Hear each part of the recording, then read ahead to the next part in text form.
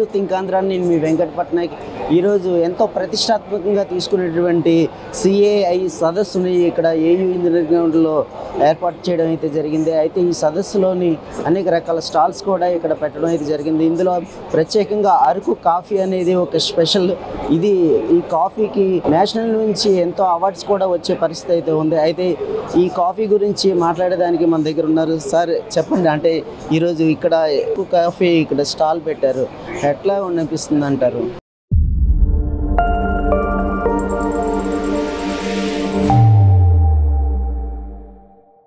Sir, Araku coffee is a global brand. ఈరోజు ఆంధ్రప్రదేశ్ నుంచి global దాకా తీసుకెళ్లిన క్రెడిట్ మాత్రం మన honourable chief minister Chandrababu Naidu గారిదే. సో విజన్ ప్లాన్ ప్రకారం కూడా మన దగ్గర ఈరోజు పండే పంట గ్లోబల్ గా బ్రాండ్ నేమ్ వచ్చినా దాన్ని ఎలా పెంచితే బెటర్, ప్రొడక్షన్ లెవెల్ ఎలా పెంచితే బెటర్, ఫార్మర్ కి ఇన్కమ్ సోర్స్ ఎలా పెంచితే బెటర్, దానికి మార్కెట్ టెక్సెస్ ఎలా పెంచితే బెటర్ అనేది కూడా సందర్భాలు చాలా డిస్కషన్స్ వచ్చినాయండి ఇప్పుడు కూడా. So native Araku coffee government of Andhra Pradesh తో టైఅప్ చేసి ఈరోజు 100 కాఫీ షాప్ డ్రైవ్ అవుట్ చేస్తున్నాం.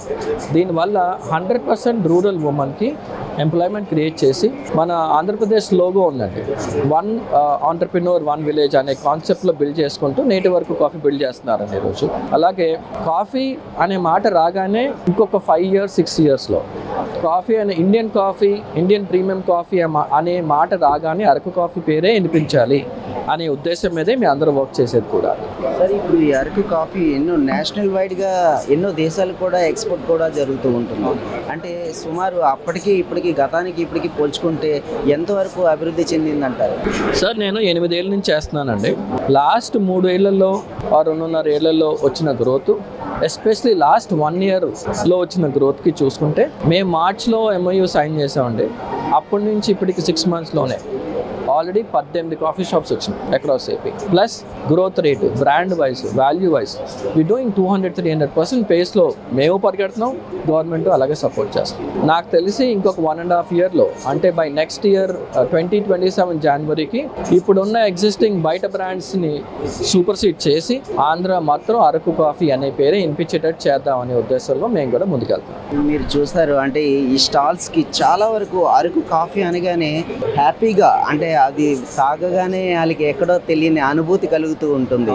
అంటే ఆంధ్ర ఊటి అరకుగా ప్రసిద్ధిగాంచినటువంటి ఈ అరకు కాఫీ, అంటే ఇక్కడికి వచ్చేవాళ్ళు మీ దగ్గరికి కాఫీ తాగుతారు కదా, వాళ్ళు ఏం చెప్తూ ఉంటారు? అంటే సార్, అందరికీ మెస్మరైజింగ్ టేస్ట్.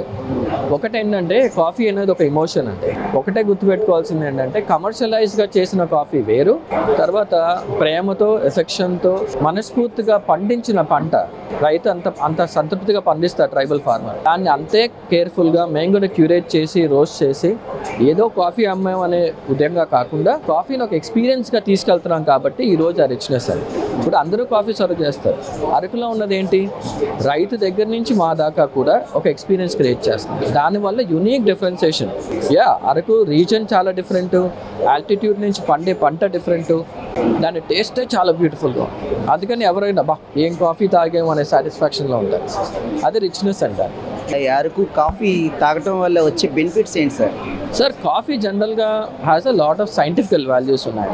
హెల్త్ వైజ్ మంచిది, అంటే అలా అని చెప్పి పెద్ద కప్పులు ఎక్కువ తాగకూడదు. రోజుకి 4 cups ఆఫ్ కాఫీ. సైంటిఫికల్గా కూడా morning 2 cups of milk coffee, మీరు సెకండ్ హాఫ్ లంచ్ తర్వాత 2 cups of black coffee, no coffee after 6 PM అనే కాన్సెప్ట్ అని చేయగలిగితే హెల్త్ వైజ్ చాలా బ్యూటిఫుల్గా.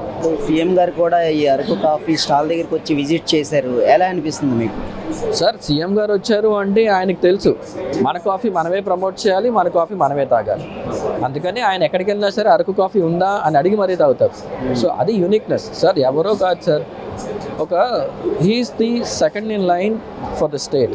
ఆ లెవెల్లోనే మనది అనుకున్నప్పుడు అందరం మనం కూడా చేస్తేనే మన ఊరికి, మన పంటకి మన బ్రాండ్ చేసుకునే వాళ్ళు అవుతాం. కాఫీకి ఇప్పుడు ప్రత్యేకంగా ఎలాంటి స్టాల్స్ ఇంకా పెట్టబోతున్నారు ఈ ఆంధ్రప్రదేశ్ మొత్తానికి? ఇప్పుడు మీరు ఎన్ని స్టాల్స్ పెట్టబోతున్నారు? సార్, మేము సర్ప్ డిఆర్డిఏ టీంతో 100 coffee shop drive out sign చేసాము అండి. ఇదేంటంటే ప్రతి రూరల్ ఏరియాలో ఒక ఉమెన్ ఆంటర్ప్రెన్యూర్ని సక్సెస్ఫుల్ చేయాలి. సో మా టార్గెట్ ఏంటంటే నెక్స్ట్ ఇయర్ బై జూన్ కల్లా, target is March, but June లోపు 100 కాఫీ షాప్స్ డ్రైవ్ నడుస్తున్నాం. ఇప్పుడు ఆల్రెడీ 18 కాఫీ షాప్స్ మేము లైవ్ చేసాం. ఇంకా we have another 28 in pipeline going on. By I think January Sankranti లోపు we want to do 50 at all cost. అక్కడ నుంచి March లోపు ఇంకో 50 చేద్దాం అని ఉద్దేశం. సో ఇప్పుడు దాకా ఉన్న దాంట్లో అమేజింగ్ రివ్యూస్ అండి. అంటే దీంట్లో యూనిక్ డిఫరెన్స్ ఏంటంటే నేటి వరకు కాఫీ చేసేది.